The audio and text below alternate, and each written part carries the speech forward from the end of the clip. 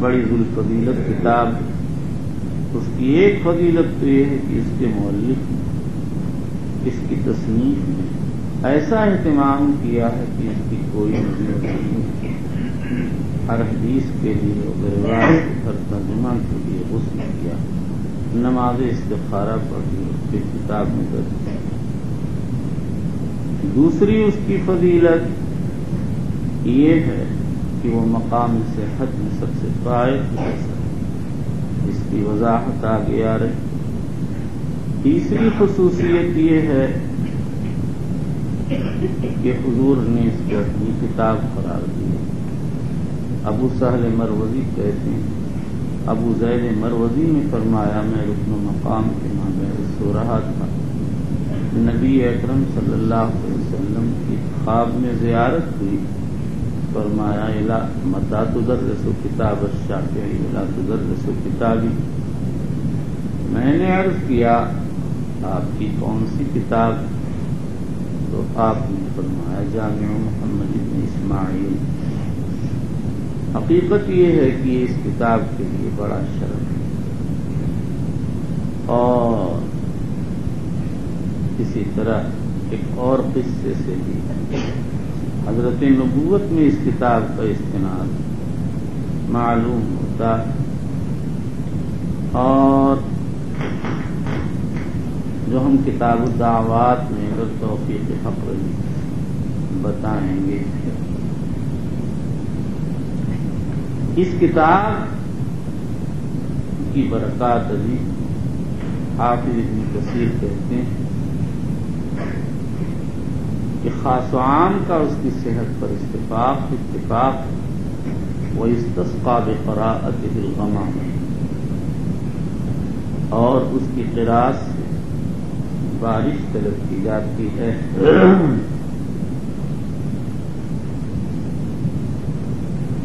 امام عارف ابو محمد عبداللہ بن جمرہ نے بعض عارفین سے نقل کیا. انہوں نے بعض سادات مقر لہم بالفضل سے سنا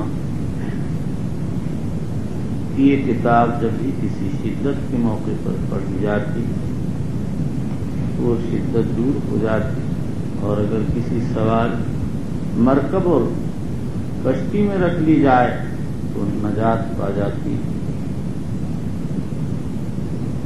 علامہ جمال الدین محدث نے اپنے چچا علامہ سید اسیل الدین محدث سے نقل کیا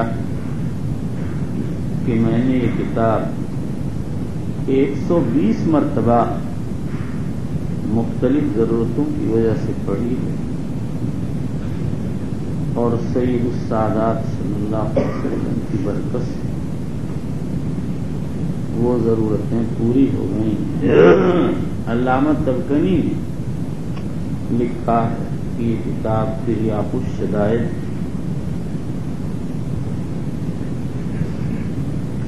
اس کتاب کی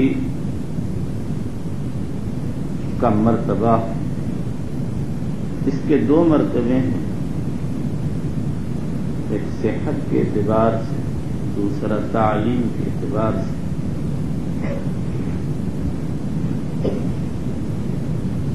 تمام علماء کا اس کی صحت پر اتفاق. صرف چند حدیثیں اسی مل کر دارقطنی وغیرہ بعض ناقدین نے اعتراض کیا. حافظ ابن حجر عسقلانی مقدمے فتح الباری میں اعتراضات کے جوابات دیے. صرف ایک آدھ اعتراضات ایسے ہیں جو قیمت الجواب کا کوئی سدید جواب نہیں. جہاں وہ روایت کتاب التفسیر اور کتاب الطلاق میں آئے گی اس کی طرف اشارہ کریں. اور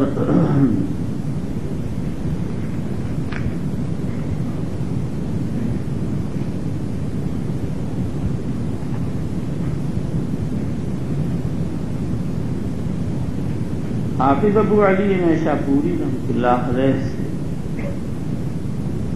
ایک مجمل سا کلام نقل کیا جاتا ہے جس کی بنیاد پر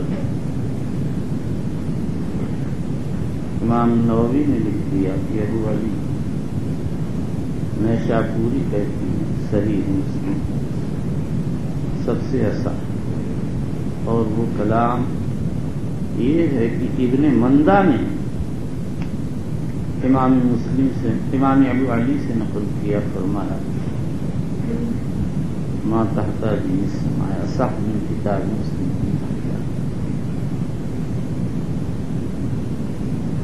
لیکن بعض علماء فرماتے ہیں کہ یہ قول اصحیت پر دلالت نہیں کرتا، اس میں تو صرف یہ کہا گیا کوئی کتاب مسلم سے اصح نہیں، اور اصح کی نفی سے جو افعال تفضیل مساوی کی نفی لازم نہیں آتی ہے.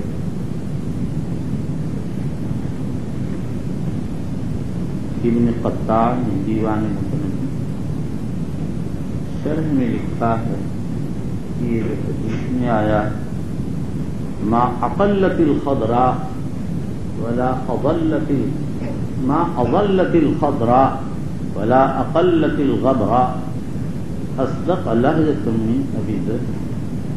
اس کا یہ مطلب نہیں کہ ابو ذر اصدق العالم، اس لیے کہ اس میں اصدقیت کی نفی کی گئی، مساوات کی نفی نہیں کی گئی. دیکھو، ایک تو یہ ہے کہ کہہ دیا جائے فلان عالم بالفن قضا، عالم اہل البلد بفن قضا، اور ایک یہ کہا جائے ما فی البلد احد عالم بفن قضا من فلان. کلام اول میں عالمیت کا اس بات، فلاں کے لیے عالمیت کا اس بات، اور کلام ثانی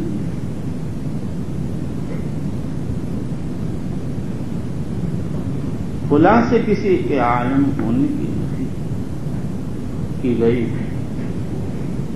اور عالم کی نفی سے مساوات لازم نہیں. اور اس طرح کا کلام اس معنی سلف میں استعمال ہوتا ہے. امام احمد بن حنبل فرماتے ہیں ما فی البصرۃ اثبت من بشر بن المفضل واما مثلہ فعصا. بصرہ میں بشر بن مفضل سے کوئی اثبت نہیں، ہاں ان کے جیسے لوگ موجود ہیں.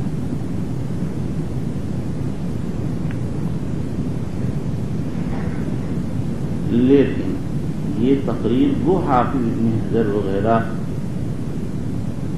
اکابر نے کی.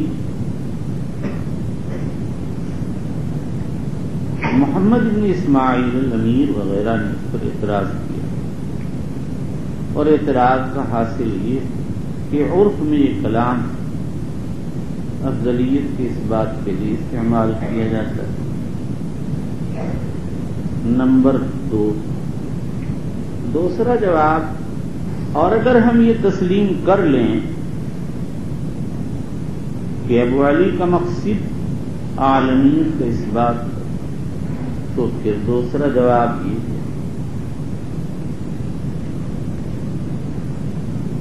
جو حافظ ذہبی سے منقول، شاید ابو علی نیشاپوری کو صحیح بخاری کا علم ہی نہ ہوا. حافظ ابن حجر عسقلانی نے حافظ ابو سعید علائی سے بات نقل کی برسبیل گمان. اب علائی نے یہ بات کہاں کہی مجھ کو نہیں معلوم. ہاں، حافظ ذہبی کا کلام میں نے خود پڑھا، لیکن حافظ ابن حجر نے اس پر یہ اشکال کیا ہے کہ وہ بخاری تو بہت مشہور کتاب، ابو علی کے شیخ امام نسائی اس سے واقف ہیں اور کہتے ہیں ما فی هذه الكتب كلها اجود من کتاب محمد بن اسماعیل. تو یہ بڑی کہ ابو علی نیشا پوری کو اس کا علم حافظ کی بات بڑی وزندار ہے، لیکن اتنی سی بات سمجھو کہ حافظ ابن حجر نے اس قول کو ابن خزیمہ کی طرف منسوب کر دیا جو وہم ہے. دوسری بات حافظ ابن حجر نے دوسرا قرینہ یہ پیش کیا کہ ابو عبداللہ محمد بن یعقوب الاخرم ابو علی نیشا پوری کے تلمیذ ہیں. کہتے ہیں قلما یقوت البخاری اور مسلم ما ثبت من الحدیث. تو یہ بعید ہے کہ ابن اکرم کو پتا ابو علی نیشا پوری کے رفیق ہیں. تو یہ بعید ہے کہ دو بڑے حفاظ ایک ہی شہر کے رہنے والے ہوں، ایک کو بخاری کا علم ہو جائے دوسرے کو نہ ہو. حالانکہ وہ خلاف علم کی تحصیل میں بڑی جان فشانی کرتے تھے اور کوئی کسر چھوڑ نہیں رکھتے تھے. نمبر 3، اور اگر ہم یہ تسلیم کر لیں کہ ابو علی نے شاپوری کو یہ کلام پہنچا، بخاری پہنچی، اس کے باوجود انہوں نے کہا، تو ہم صاف صاف کہہ دیتے ہیں کہ ابو علی نے شاپوری کا یہ قول دلیل کی کسوٹی پر صحیح نہیں کرتا. اور اس کی وضاحت یہ ہے، اور اس کی دو دلیلیں ہیں جو حافظ ابن حجر اسقلانی وغیرہ نے پیش کی. پہلی دلیل تو یہ ہے کہ بخاری مسلم سے اعلم ہے. وہ مؤلف کے عالم ہونے سے مؤلف کا افضل ہونا لازم ہے، لیکن اصل تو یہی ہے کہ جب مؤلف زیادہ ماہر ہے تو کتاب بھی بہت عالی شان ہوگی. اور دوسری دلیل تفصیلی ہے، اور وہ یہ ہے کہ حدیث صحیح کے لیے دو چیزیں شرط ہیں.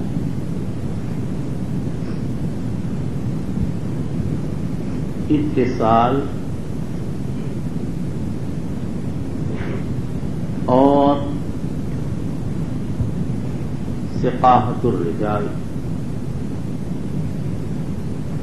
بخاری شریف دونوں میں پائے. اتصال میں تفوق کی دلیل تو یہ ہے کہ امام مسلم اتصال کے لیے صرف معاصرت کو کافی سمجھتے ہیں اور امام بخاری ملاقات ضروری قرار دیتے ہیں. وہ امام نووی کی رائے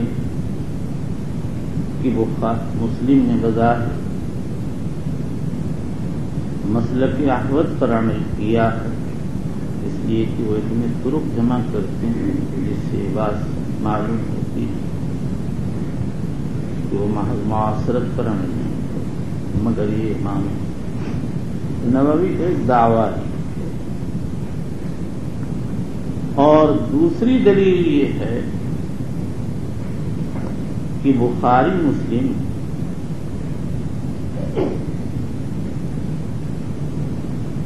کچھ احادیث میں متفق اور کچھ میں منفرد. ان کی اکثر روایتیں تو بالاتفاق صحیح، لیکن کچھ روایتیں ایسی ہیں جن پر ناقدین فن نے اعتراض کیا، اور وہ کل 210 ہیں. اس میں 32 تو مشترک ہیں اور بخاری میں 78 ہیں جو مسلم میں نہیں، اور مسلم میں 100 ہیں جو بخاری میں ہیں. کسی نے کہا ہے فداد لجعفین وقاف لمسلمین وبلغما فاحفظ وقیک من الردا. داد کا عدد 78 ہے، قاف کا 100 بل کا 32.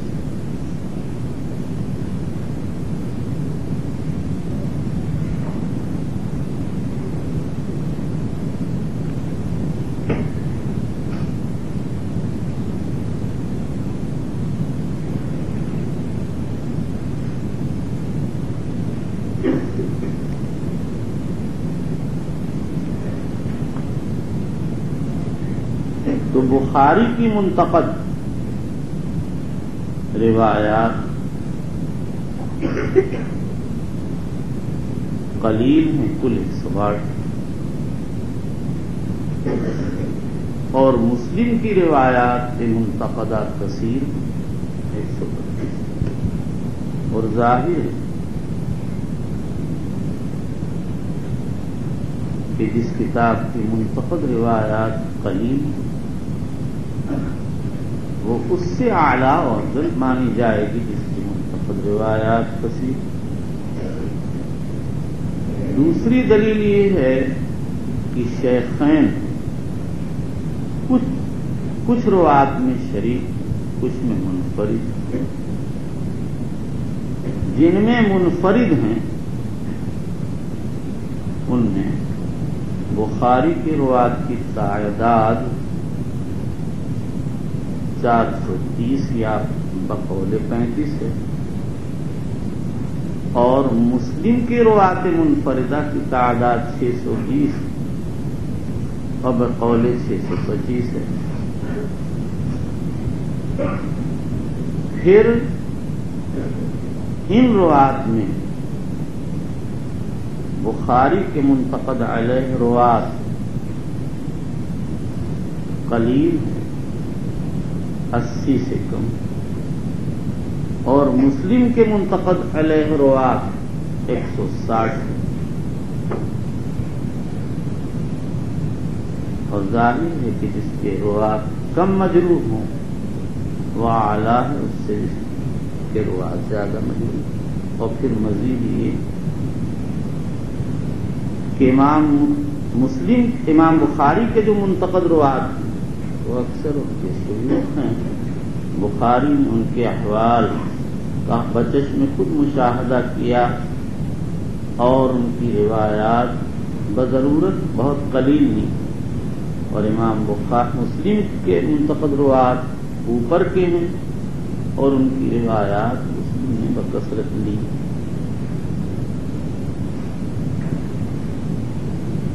یہاں پہنچ کر حافظ ابن حجر اسقلانی چوتھا جواب دیا.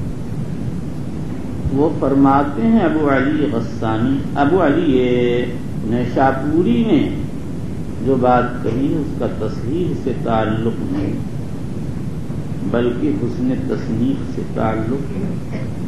امام مسلم نے اپنی یہ کتاب اپنے شہر میں بیٹھ کر اپنے اصول کی موجودگی میں لکھی، اسی لیے الفاظ وغیرہ میں بڑی احتیاط کرتے تھے. اس کے برخلاف امام بخاری نے یہ کتاب شہر در شہر تصنیف کی ہے. کہتے ہیں ربما حدیث میں سمیت بالبصرۃ فکتبتہ بالشام، اسی لیے ان کو بعض وقت شک پیش آ جاتا ہے.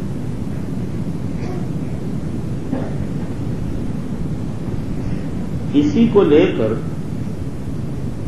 ابن دیبع کہتے ہیں کہ قول فیصل یہ ہے کہ صحت کے اعتبار سے بخاری پائے اور حسن تصنیف کے اعتبار سے مسلم. اور کہتے ہیں تنازع قوم فی البخاری و مسلم لدی فقالوا ای ذین یقدم فقلت لقد فاق البخاری صحة کما فاق فی حسن صناعت مسلم. لیکن حافظ ابن حجر اسقلانی کا یہ جواب بعید بلکہ شاید غلط ہے، اس لیے کہ ابو علی نے حسن تصنیف کا مسئلہ ہی نہیں چھیڑا۔ وہ تو یہ کہتے ہیں ما تحت عدیم السماء اصح من کتاب مسلم، صحت کی بحث چھیڑی ہے، اس نے تعلیف کا کوئی نام ہی نہیں لیا۔ اور نیز یہ جو کہا جاتا ہے کہ حسن تصنیف میں مسلم بخاری سے پائے، ہمارے نزدیک یہ بات بھی انصاف کی ترازو پر صحیح نہیں اترتی۔ صرف مسلم میں یہ تفوق ہے کہ وہ روایت کے طرق کو یکجا و مرتب سنا کرتا ہے، باقی حسن ترتیب و تصنیف جو بخاری کے ہاں ہے دنیا علم میں کسی کتاب میں نہیں۔ اور اگر اللہ کی توفیق رہی تو اس بات کی آگے وضاحت ہو جائے۔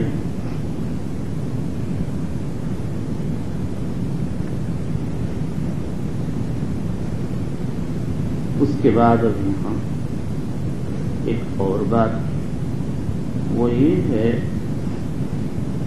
کہ سب سے پہلے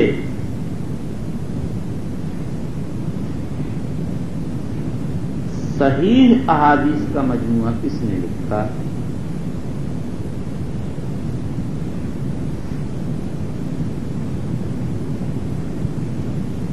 ابو عبداللہ الحاکم ابو علی بن السکن مسلمہ ابن قاسم کہتے ہیں سب سے پہلے لکھنے والے امام بخاری، اور قاضی ابو بکر ابن عربی اور مغلطایہ ابن خلیل حنفی کہتے ہیں سب سے پہلے امام مالک نے کتاب لکھی۔ حافظ ابن حجر عسقلانی نے اس پر اعتراض کیا ہے اور کہتے ہیں بخاری میں مسلم موطا میں بلاغات مراسیل پائی جاتی ہے، یہ بات بخاری میں کا جواب یہ دیا گیا کہ بخاری میں بھی تعلیقات پائی جاتی ہیں۔ حقیقت یہ ہے کہ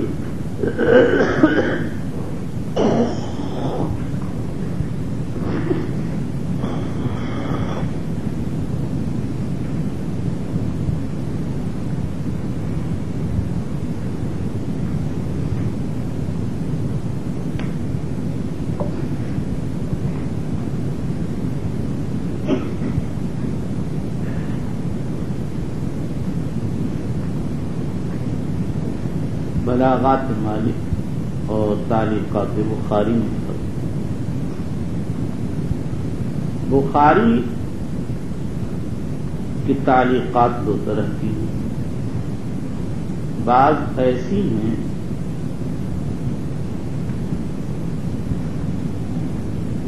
جو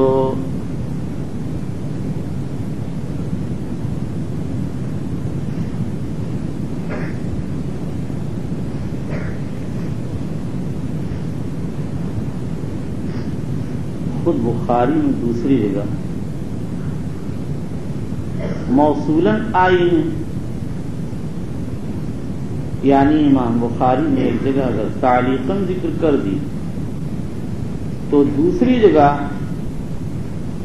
اس کو موصولاً ذکر کر دیا۔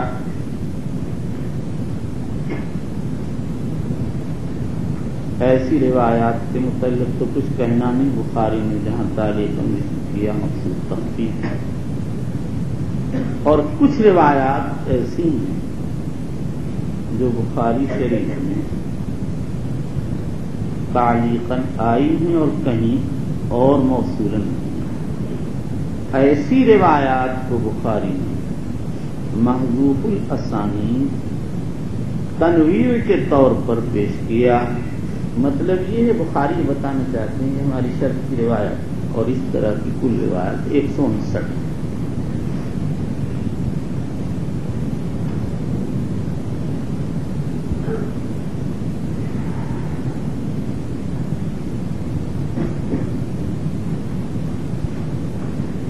یہیں سے میرا ذہن ایک اور بات کی طرف منتقل ہوا، میں نے پہلے بیان کرنا تھا لیکن اس وقت میں بھول گیا۔ پہلے میں نے جو بخاری کی روایات کی تعداد بیان کی اس کا تعلق مقرر غیر مقرر سب سے ہے، اور بخاری کی غیر مقرر روایات کتنی ہیں حافظ ابن حجر نے مقدمے 2602 لکھی اور فتح الباری میں 2513 لکھی، اور یہ عدد فتح میں 2 جگہ وارد ہے۔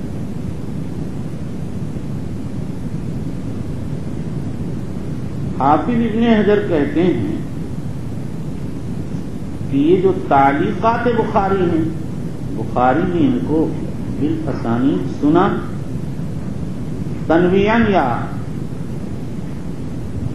تخفیفاً سند کر، اور مالک نے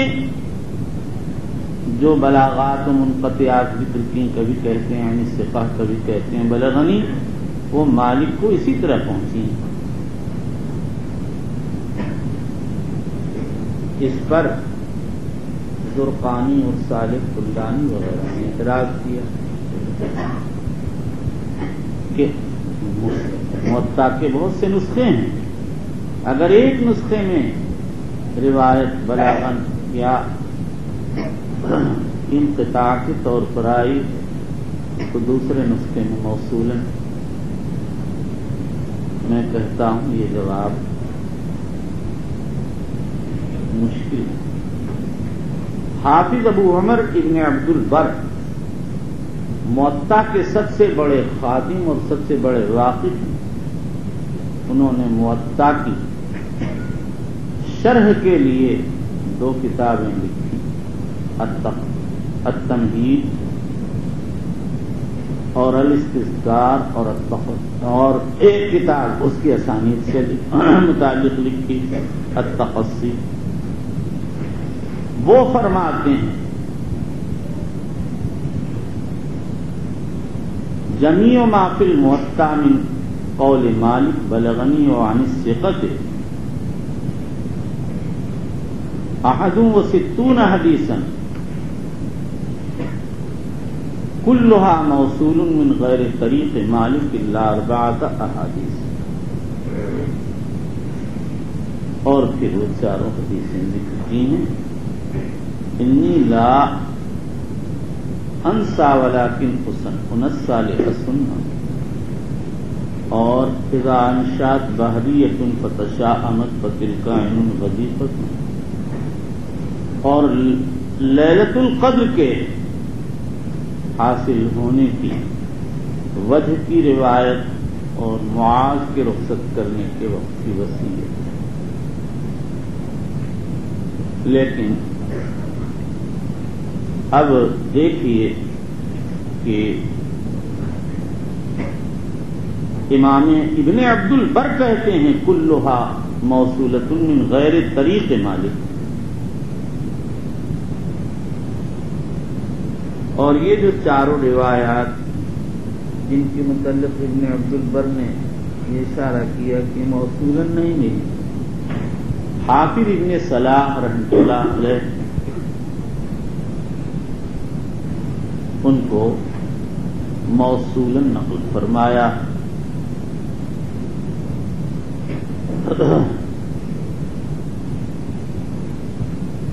تیسرے نمبر پر کون سی کتاب ہے؟ آیا ابو داود یا ترمذی یا نسائی؟ اسی طرح چوتھے نمبر پر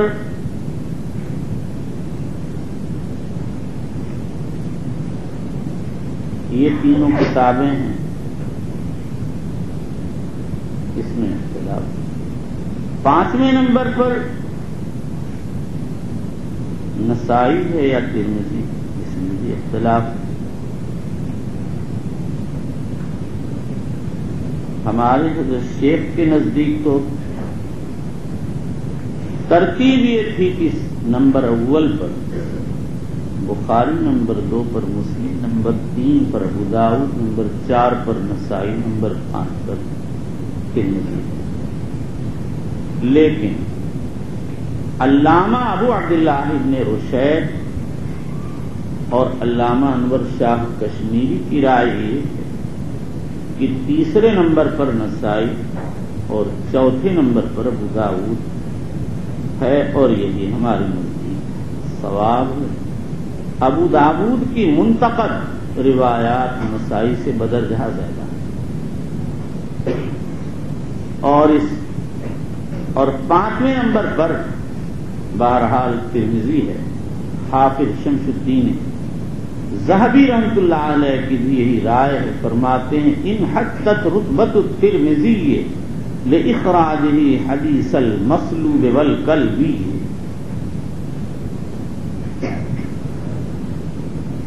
اور 6 نمبر پر ابن ماجہ ہے. آگے اس میں اختلاف ہے کہ سادس الکتب الستہ کون سی کتاب ہے. ابو الفضل ابن طاہر، عبد الغنی مقدسی، ابو القاسم ابن عساکر، جمال الدین مزی کہتے ہیں ابن ماجہ ہے. رزین ابن معاویہ اور مبارک ابن محمد الشہید ابن رسی الجزری موطا کو مانگتے ہیں، اور بعض حضرات دارمی کے قائل میں مغلطایا کہتے ہیں. مناسب یہ ہے کہ مسند دارمی کو سادس قرار دیا جائے. میں کہتا ہوں مسند دارمی کہ بہت سے ابواب ایسے ہیں جو حدیث مرفوع سے خالی ہیں بخلاف ابن ماجہ. غالباً جن لوگوں نے موطا دارمی کو نہیں لیا اسی بات کو سامنے رکھا ہوگا. اور دوسری ترتیب ہے تعلیم. تعلیم کے اعتبار سے 3 رائے ہیں. خطیب بغدادی کہتے ہیں پہلے نمبر پر صحیحین پڑھی جائے، دوسرے نمبر پر ابو داؤد، ترمذی، نسائی اور صحیح ابن خزیمہ، اور تیسرے نمبر پر مسانید احمد اسحاق وغیرہ. حافظ شمس الدین سخاوی کہتے ہیں پہلے صحیحین کو پڑھو، اور اس میں بھی پہلے بخاری کو، اس لیے کہ وہ استنباط پر تنبیہ کرتے ہیں. اس کے بعد ابو داؤد کو، اس لیے کہ وہ احادیث احکام کو جمع کرتے ہیں، اور پھر نسائی کو تاکہ علل سے واقفیت ہو، اور پھر ترمذی کو اس لیے کیوں ما فی الباب کی طرف اشارہ کرتے ہیں اور مذاہب بتاتے ہیں، احادیث کے حکم پر تنبیہ کرتے ہیں. ہمارے حضرت گنگوہی رحمۃ اللہ علیہ کے یہاں معمول یہ تھا کہ پہلے ترمذی کی تعلیم دیتے، پھر ابو داؤد، پھر بخاری، اور پھر مسلم، اور پھر نسائی. ہمارے حضرت شیخ رحمۃ اللہ علیہ اس کی وجہ بیان کرتے تھے کہ انسان کو سب سے پہلے مذاہب جاننے کی ضرورت ہے. یہ وظیفہ ہے امام ترمذی کا. اس کے بعد دلائل جاننے کی ضرورت ہے، یہ وظیفہ ہے امام ابو داؤد کا. اس کے بعد استنباط و استخراج سے واقفیت کی ضرورت ہے، یہ وظیفہ ہے امام بخاری کا. اس کے بعد طرق سے واقفیت کی ضرورت ہے، یہ امام مسلم نے کیا، اور پھر علل سے واقف ہونے کی ضرورت ہے، یہ نسائی کا وظیفہ۔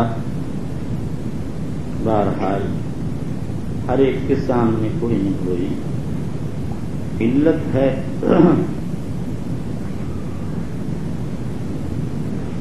جیسا ماحول ہوتا ہے اس کے اعتبار سے آدمی کرتا ہے، جہاں فقہیات کا غلبہ وہاں تو وہی ترتیب راجح ہے جو حضرت گنگوہی سے چلی، اور جہاں بھائی حدیث کا غلبہ ہے، حدیثیں ہی پڑھائی جاتی ہیں، تو وہاں وہ ترتیب اولا ہے جو خطیب بغدادی اور پھر سخاوی نے ذکر کی ہے۔ واللہ سبحانہ اعلم وعلمہ احکم۔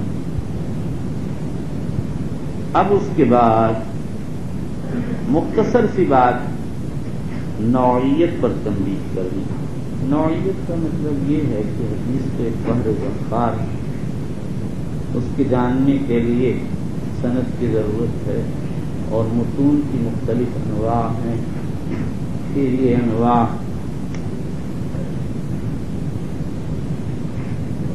صحیح سند سے منقول ہیں، غیر صحیح سے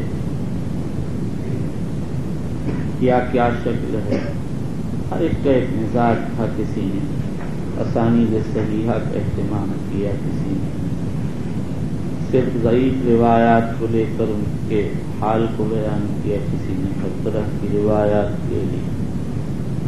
پھر مضمون کے اعتبار سے اختلاف کو سامنے رکھ کر بعضوں میں بعض روایات کی، بعضوں میں بعض حدیث کی کتابیں مختلف نوع ہو گئیں، اور تقریباً 60 یا اس سے زائد انواع ہیں جس پر علماء نے کتابیں لکھی ہیں۔ یہاں سب کو بیان کرنا طوالت کا سبب ہوگا۔ چند چیزیں جو متعارف میں بیان کر دی جاتی ہیں۔ نمبر 1 عقائد۔ عقائد میں وہ حدیثیں جمع کی جاتی ہیں جن کا تعلق اعتقاد سے ہوتا ہے، جیسے ابن خزیمہ کی کتاب التوحید ہے، کتاب الاسماء والصفات، احکام۔ وہ کتابیں کہلاتی ہیں جس میں فقہی ترتیب پر روایات کو جمع کیا جائے، جیسے عبدالحق اشبیلی کی احکام کبریٰ صغریٰ وسطیٰ، اور یہ سنن اربع بھی احکام میں آ جاتی ہیں۔ اس اعتبار سے تفسیر نمبر 3 تفسیر، اس میں تفسیری روایات ذکر ہوتی ہیں، جیسے ابن عبد الرزاق، اور جیسے سفیان الثوری، عبد الرزاق اور نسائی، ابن جریر طبری، ابن ابی حاتم کی تفاسیر، اور یہ سب کتابیں کامل یا ناقص جتنی بھی چھپ چکی ہیں۔ تاریخ نمبر 6 تاریخ، نمبر 4 تاریخ۔ تاریخ کی وجہ اس کے نام سے ظاہر، جیسے تاریخ تبلیغ۔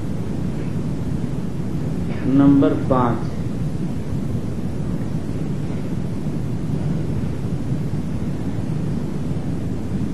رقاق۔ یہ وہ کتابیں جس میں زہد کی روایات کو جمع کیا جاتا ہے، جیسے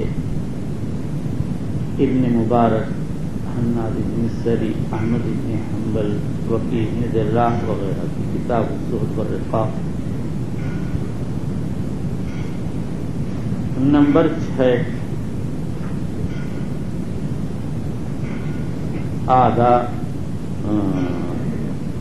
آداب۔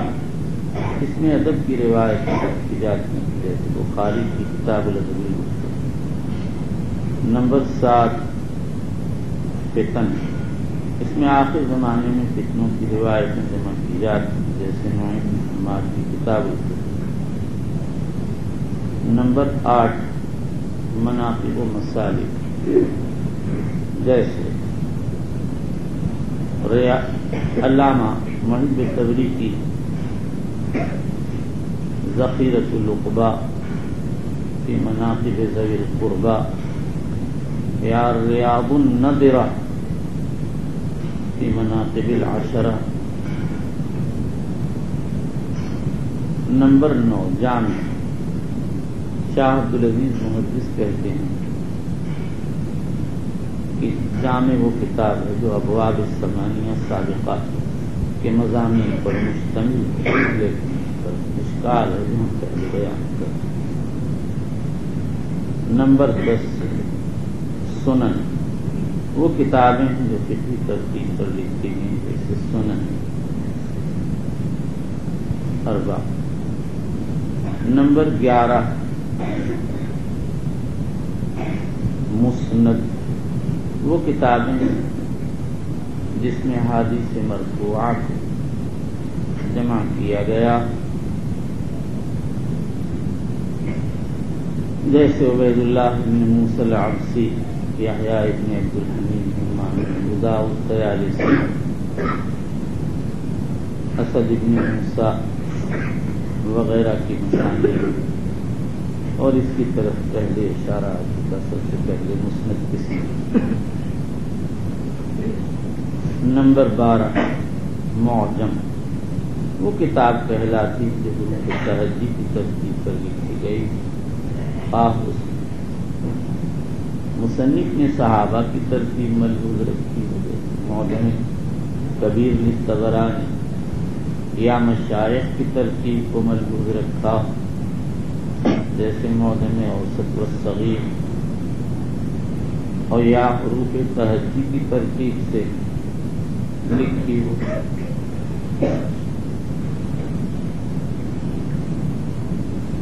اور مشیخہ، وہ کتاب ہے جس میں آدمی اپنے شیوخ کو جمع کرتا ہے اور اس کی بعض روایت یا بعض واقعات ذکر کرتا ہے۔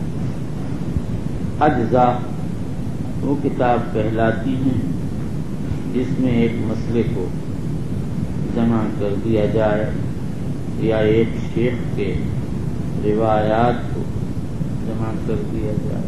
اول کی مثال بزرگ